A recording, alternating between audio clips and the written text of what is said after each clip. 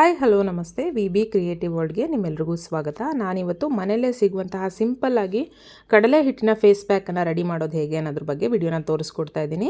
ಇದನ್ನು ಯೂಸ್ ಮಾಡೋದ್ರಿಂದ ನಿಮಗೆ ಮುಖದ ಮೇಲೆ ಆಗಿರುವಂತಹ ಗುಳ್ಳೆಗಳ ಕಲೆಗಳಾಗಿರ್ಬೋದು ಅಥವಾ ಗುಳ್ಳೆಗಳಾಗದೇ ಇರೋ ಹಾಗೆ ತಡೆಯೋದಕ್ಕೂ ಇದು ತುಂಬಾ ಹೆಲ್ಪ್ ಮಾಡುತ್ತೆ. ಜೊತೆಗೆ ನಿಮ್ಮ ಸಣ್ಣ ಟ್ಯಾನನ್ನು ರಿಮೂವ್ ಮಾಡುತ್ತೆ, ಹಾಗೆ ಕಪ್ಪು ಕಲೆಗಳಾಗಿದ್ದರೆ ಅದನ್ನು ದೂರ ಮಾಡುತ್ತೆ, ಹಾಗೆ ಸ್ಕಿನ್ನನ್ನು ಬ್ರೈಟ್ನಿಂಗ್ ಮಾಡೋದಕ್ಕೂ ಕೂಡ ಇದು ಕಡಲೆ ಹಿಟ್ಟು ತುಂಬಾ ಹೆಲ್ಪ್ ಮಾಡುತ್ತೆ.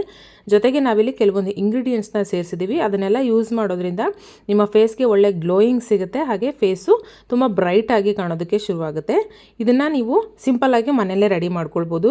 ದುಬಾರಿಯಾಗಿ ನೀವು ಪಾರ್ಲರ್ಗೆಲ್ಲ ಹೋಗ್ಬಿಟ್ಟು ಫೇಸ್ ಪ್ಯಾಕ್ಗಳನ್ನ ಹಾಕೊಳ್ಸ್ಕೊಳ್ಳೋದು ಅಥವಾ ನೀವು ಫೇಶಿಯಲ್ನ ಮಾಡಿಸ್ಕೊಳ್ಳೋದನ್ನೆಲ್ಲ ಬಿಡ್ಬೋದು ಈಸಿಯಾಗಿ. ಸಿಂಪಲ್ ಆಗಿರುವಂತಹ ಈ ಇಂಗ್ರೀಡಿಯೆಂಟ್ಸ್ನ ಯೂಸ್ ಮಾಡಿಕೊಂಡ್ರೆ ನೀವು ಪಾರ್ಲರಲ್ಲಿ ನೀವು ಫೇಶಿಯಲ್ ಮಾಡಿದಾಗ ಯಾವ ಲುಕ್ಕು ಸಿಗುತ್ತೋ ನಿಮಗೆ ಅಷ್ಟೇ ಒಂದು ಒಳ್ಳೆ ಲುಕ್ಕು ನಿಮಗೆ ಸಿಗೋದಕ್ಕೆ ಶುರುವಾಗುತ್ತೆ. ಅಷ್ಟು ಒಂದು ಬೆಸ್ಟ್ ಹೋಮ್ ರೆಮಿಡಿ ಇದು ಅಂತಲೇ ಹೇಳ್ಬೋದು. ಖಂಡಿತವಾಗ್ಲೂ ನೀವು ಕೂಡ ಮನೇಲಿ ಟ್ರೈ ಮಾಡಿ ರಿಸಲ್ಟ್ ಹೇಗೆ ಬಂತು ಅಂತ ತಿಳಿಸ್ಕೊಡಿ. ನಿಮ್ಮ ಕಣ್ಗಳ ಸುತ್ತ ಆಗಿರುವಂತಹ ಕಲೆಗಳನ್ನೆಲ್ಲ ದೂರ ಮಾಡುತ್ತೆ, ಹಾಗೆ ಪಿಂಪಲ್ಸ್ ಆಗದೇ ಇರೋ ಹಾಗೆ ತಡೆಯೋದಕ್ಕೂ ಕೂಡ ಇದು ಬೆಸ್ಟ್ ಹೋಮ್ ರೆಮಿಡಿ ಅಂತಲೇ ಹೇಳ್ಬೋದು. ಈ ರೆಮಿಡಿನ ಯೂಸ್ ಮಾಡೋದ್ರಿಂದ ನಿಮ್ಮ ಸ್ಕಿನ್ನು ತುಂಬಾ ಗ್ಲೋಯಿಂಗ್ ಆಗಿ ಕಾಣೋದಕ್ಕೆ ಶುರುವಾಗುತ್ತೆ. ತುಂಬ ಈಸಿಯಾಗಿ ನೀವು ಫೇಸ್ ಪ್ಯಾಕನ್ನು ಹಾಕ್ಕೊಂಡು ಒಂದು 15 ಮಿನಿಟ್ಸ್ ಬಿಟ್ಟು ನೀವು ಫೇಸ್ ವಾಶ್ ಮಾಡಿದ್ರೆ ಸಾಕು, ತುಂಬಾ ಬೆಸ್ಟ್ ರಿಸಲ್ಟ್ ಸಿಗುತ್ತೆ. ವೀಕ್ಲಿ 2 ಟೈಮ್ಸ್ ಯೂಸ್ ಮಾಡಿದ್ರೆ ಸಾಕು. ಬನ್ನಿ ಹಾಗಿದ್ರೆ ವಿಡಿಯೋನ ಸ್ಟಾರ್ಟ್ ಮಾಡ್ಕೊಳ್ಳೋಣ. ಮೊದಲಿಗೆ ನಾನಿಲ್ಲಿ ಒಂದು ಕ್ಲೀನ್ ಬೌಲನ್ನು ತೊಗೊಂಡಿದ್ದೀನಿ. ನಾನಿಲ್ಲಿ ಇದಕ್ಕೆ ಬಜ್ಜಿ ಬೋಂಡಾಗೆಲ್ಲ ಬಳಸ್ತೀವಲ್ಲ ನಾವು ಕಡಲೆ ಹಿಟ್ಟು, ಆ ಕಡಲೆ ಹಿಟ್ಟನ್ನು 1 ಟೇಬಲ್ ಸ್ಪೂನ್ ಆಗೋಷ್ಟು ತೊಗೊಂಡಿದ್ದೀನಿ. ನೀವು ಜಾಸ್ತಿ ಪ್ರಮಾಣದಲ್ಲಿ ಬೇಕಿದ್ದರೆ ಜಾಸ್ತಿನೂ ಕೂಡ ಯೂಸ್ ಮಾಡ್ಕೊಳ್ಬೋದು. ನಾನಿಲ್ಲಿ 1 ಟೇಬಲ್ ಸ್ಪೂನ್ ಮಾತ್ರ ತೊಗೊಂಡಿದ್ದೀನಿ. ಇದು ನಮ್ಮ ಸ್ಕಿನ್ನನ್ನು ಬ್ರೈಟ್ನಿಂಗ್ ಮಾಡೋದಕ್ಕೆ ತುಂಬ ಹೆಲ್ಪ್ ಮಾಡುತ್ತೆ. ನಮ್ಮ ಸ್ಕಿನ್ನಲ್ಲಿರುವಂಥ ಜಿಡ್ಡಿನ ಅಂಶನ ಕಡಿಮೆ ಮಾಡೋದಕ್ಕೂ ಕೂಡ ಇದು ತುಂಬಾ ಹೆಲ್ಪ್ ಮಾಡುತ್ತೆ. ನೆಕ್ಸ್ಟ್ ನಾನಿಲ್ಲಿ ಮೊಸರನ್ನ ತೊಗೊಂಡಿದ್ದೀನಿ. ನಾನಿಲ್ಲಿ ಗಟ್ಟಿ ಮೊಸರನ್ನ ತೊಗೊಂಡಿದ್ದೀನಿ 1 ಟೇಬಲ್ ಸ್ಪೂನು. ನಿಮ್ಮ ಹತ್ರ ಗಟ್ಟಿ ಮೊಸರಿಲ್ಲ ಅಂದರೆ ನೀವು ಇದನ್ನು ಟೀ ಸೋಸೋ ಜಾಲರಿಯಿಂದ ಸೋಸ್ಕೊಂಡ್ರೆ ನೀರಿನ ಅಂಶ ಎಲ್ಲ ಕೆಳಗಡೆ ಹೋಗಿ ಗಟ್ಟಿ ಮೊಸರು ಮೇಲ್ಗಡೆ ನಿಲ್ಲುತ್ತೆ. ಸೊ ಅದನ್ನು ಯೂಸ್ ಮಾಡ್ಕೊಳ್ಬೋದು. ನಾನಿಲ್ಲಿ ಮೊಸರನ್ನ 1 ಟೇಬಲ್ ಸ್ಪೂನ್ ಆಗೋಷ್ಟು ತೊಗೊಂಡಿದ್ದೀನಿ. ಇದು ಕೂಡ ಅಷ್ಟೇ ನಮ್ಮ ಸ್ಕಿನ್ಗೆ ತುಂಬಾ ಒಳ್ಳೆಯದು. ನಮ್ಮ ಸ್ಕಿನ್ನಲ್ಲಿರುವಂಥ ಗಲೀಜನ್ನೆಲ್ಲ ಕ್ಲೀನ್ ಮಾಡಲಿಕ್ಕೆ ಇದು ತುಂಬಾ ಹೆಲ್ಪ್ ಮಾಡುತ್ತೆ. ಡೆಡ್ ಸೆಲ್ಸ್ಗನ್ನು ರಿಮೂವ್ ಮಾಡೋದಕ್ಕೂ ಕೂಡ ಇದು ತುಂಬಾ ಹೆಲ್ಪ್ ಮಾಡುತ್ತೆ ಅಂತ ಹೇಳ್ಬೋದು. ನೆಕ್ಸ್ಟ್ ನಾನಿಲ್ಲಿ ರೋಸ್ ವಾಟರ್ನ ತೊಗೊಂಡಿದ್ದೀನಿ. ಇದನ್ನು ಕೂಡ ಅಷ್ಟೇ 1 ಟೇಬಲ್ ಸ್ಪೂನ್ ಅಷ್ಟು ಸೇರಿಸ್ಕೊಳ್ತಾ ಇದ್ದೀನಿ. ನಿಮ್ಮ ಹತ್ರ ರೋಸ್ ವಾಟರ್ ಇಲ್ಲ ಅಂದರೆ ಇದನ್ನು ಸ್ಕಿಪ್ ಮಾಡ್ಕೊಳ್ಬೋದು. ನೀವು ಇದ್ರ ಜೊತೆಗೆ ಅರಿಶಿಣನೂ ಕೂಡ ಸೇರಿಸ್ಕೊಳ್ಬೋದು. ನಾನಿಲ್ಲಿ ಅರಿಶಿಣನ ಸೇರಿಸ್ಕೊಂಡಿಲ್ಲ. ಅರಿಶಿಣ ಕೆಲವೊಬ್ಬರಿಗೆ ಆಗೋದಿಲ್ಲ, ಹಾಗಾಗಿ ನಾನಿಲ್ಲಿ ಅರಿಶಿಣನ ಸ್ಕಿಪ್ ಮಾಡ್ಕೊಂಡಿದ್ದೀನಿ. ಇದಿಷ್ಟನ್ನು ಸೇರಿಸಿ ಚೆನ್ನಾಗಿ ಮಿಕ್ಸ್ ಮಾಡ್ಕೊಳ್ಬೇಕಾಗತ್ತೆ. ರೋಸ್ ವಾಟರು ನಮ್ಮ ಸ್ಕಿನ್ನನ್ನು ಗ್ಲೋಯಿಂಗ್ ಮಾಡೋದಕ್ಕೆ ಹೆಲ್ಪ್ ಮಾಡುತ್ತೆ, ಹಾಗೆ ನಮ್ಮ ಸ್ಕಿನ್ನಲ್ಲಿರುವಂಥ ಆಯಿಲಿನೆಸ್ನ ಕಡಿಮೆ ಮಾಡೋದಕ್ಕೂ ಕೂಡ ತುಂಬಾ ಹೆಲ್ಪ್ ಮಾಡುತ್ತೆ. ನೆಕ್ಸ್ಟ್ ನಾನಿಲ್ಲಿ ಜೇನುತುಪ್ಪನ ತೊಗೊಂಡಿದ್ದೀನಿ. ನೀವು ನಿಮ್ಮ ಹತ್ರ ಯಾವುದಿದೆಯೋ ಅದನ್ನು ಜೇನುತುಪ್ಪ ಯೂಸ್ ಮಾಡ್ಕೊಳ್ಬೋದು. ನಾನಿಲ್ಲಿ 1 ಟೇಬಲ್ ಸ್ಪೂನ್ ಆಗುವಷ್ಟು ಜೇನುತುಪ್ಪನ ತೊಗೊಂಡಿದ್ದೀನಿ. ನೋಡಿ, ಇಷ್ಟಾದರೆ ಸಾಕಾಗುತ್ತೆ ನಾನಿಲ್ಲಿ ಬಳಸಿರುವಂತಹ ಕಡಲೆ ಹಿಟ್ಟಿನ ಪ್ರಮಾಣಕ್ಕೆ. ನೀವು ಜಾಸ್ತಿ ಬೇಕಿದ್ರೂ ಕೂಡ ಸೇರಿಸ್ಕೊಳ್ಬೋದು.